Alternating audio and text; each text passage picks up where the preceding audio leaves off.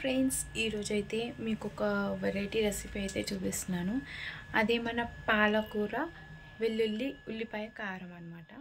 ముందుగా అయితే నేనైతే పాలకూరని ఒక 2 పెద్ద పాలకూరలు అయితే తీసుకున్నాను. చూడండి, ఈ సైజులో అయితే పాలకూర అయితే తీసుకున్నా. ఈ సైజులో పాలకూర తీసుకొని మంచిగా దాన్ని అంతా నీట్గా ఏరి దాన్ని మంచిగా కట్ చేసుకుంటున్నాను. చిన్నగా మనకి ఎంత వీలైతే చిన్నగా అంత చిన్నగా కట్ చేసేసుకోవాలన్నమాట పాలకూరని.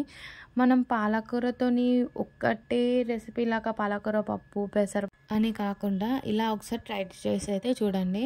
దీనికైతే ఒక పెద్ద వెల్లుల్లిపాయ అనమాట. వెల్లుల్లిపాయ దీంతోనే మనకి మంచి టేస్ట్ అనేటిది వస్తుందన్నమాట.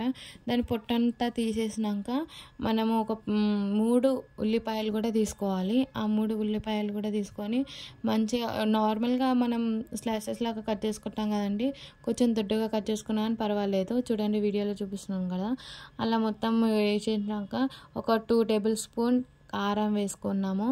ఇంకా 1 టేబుల్ స్పూన్ సాల్ట్ కూడా వేసేసుకోవాలి. రుచికి సరిపడా సాల్ట్ వేసేసుకోవాలి. నేనైతే 1/2 స్పూన్ సాల్ట్ అయితే వేసేసుకున్నాను. వీటిని అంతటా కూడా మిక్సీ అయితే పట్టుకోవాలి. దానికన్నా ముందు ఆయిల్ వేసేసి పోపుకి ఎండుమిర్చి, ఆవాలు, జీలకర్ర ఇట్లాంటివన్నీ వేసేసేసినాక మనం పాలకూరని మంచిగా వాష్ చేసుకోవాలండి, ఎందుకంటే మట్టి ఉంటుంది కదా. సరే, ఇప్పుడైతే మిక్సీ పట్టేసుకుందాం. సో ఫైనల్గా అయితే ఇలా పేస్ట్ అయితే అయిపోయిందండి. ఈ పేస్ట్ని అయితే మనము ముందుగా అయితే ఆయిల్ వేసుకున్నాం కదా, అందులో ఈ పేస్ట్ని మంచిగా ఆయిల్లో మంచిగా ఫ్రై అయ్యేటట్టు వేయాలన్నమాట. మీకు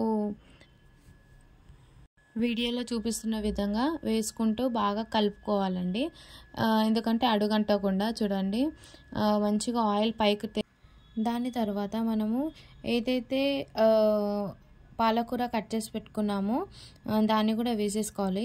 కాకపోతే ఇది వెల్లుల్లి ఉల్లిపాయలు కొంచెం వేగాలి కదండి, అది కూడా మంచిగా ఆయిల్లో కుక్ అయ్యాకనే మనం పాలకూర అయితే వేసుకోవాలి. చూడండి, ఇట్లా ఆయిల్ అయితే పైకి తేలాలి.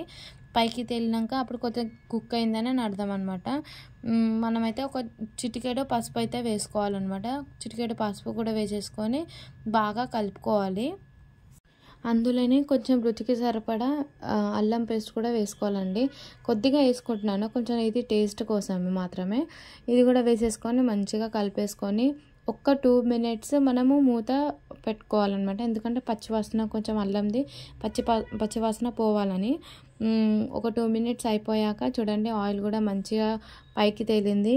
మనం ఇప్పుడు నెక్స్ట్ ఏం చేయాలంటే, మనం పాలకూర అయితే వాష్ చేసి పెట్టుకున్నాం కదండి, ఆ పాలకూర కూడా వేసేసుకోవాలి.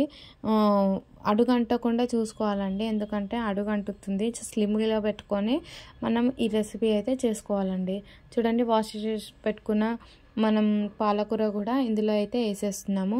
వేసేసి బాగా మనము ఆ మసాలా అనేటిది పాలకూరకి పట్టేలా మంచిగా కలిపేసుకొని ఒక 2 మినిట్స్ అయితే మూత పెట్టేసుకొని ఉండాలండి. ఈ రెసిపీ మీరు కూడా ఖచ్చితంగా అయితే ట్రై చేయండి, చాలా అంటే చాలా బాగుంటుంది. సో చూడండి, పాలకూర కూడా కుక్ అవుతుంది. మంచిగా స్లిమ్లో పెట్టేసుకొని కుక్ చేసుకోవాలి.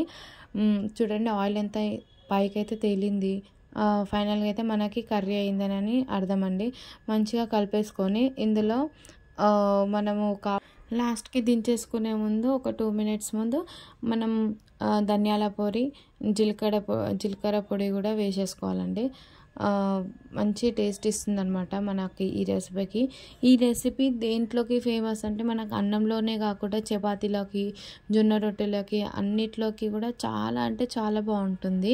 ఒక్కసారి మీరు ట్రై చేసి చూడండి, పిల్లలకు కూడా చాలా అంటే చాలా హెల్దీ. అండ్ వెల్లుల్లిపాయలు మనం హెయిర్కి కూడా చాలా అంటే చాలా మంచి గ్రోత్ని ఇస్తుంది అనమాట. మనకైతే కర్రీ అయితే ఫైనల్గా డన్ అండి. కొత్తిమీర వేసేసుకొని దించేసుకున్నాము.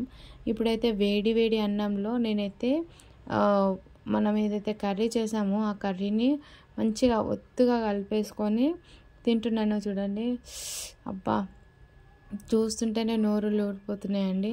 చూడండి, మీకు కూడా ఒక ముద్ద అందరికీ నేనైతే తింటున్నాను. చాలా అంటే చాలా బాగుందండి. అసలు పిల్లలైతే వదిలిపెట్టకుండా తింటారు, ఎవరైనా సరే. అసలు వేరే లెవెల్లో ఉందండి ఈ కర్రీ అయితే. మీరు కూడా తప్పకుండా ట్రై చేయండి. మరిన్ని మంచి వీడియోస్కి subscribe to my channel. and thank you for watching. Bye bye.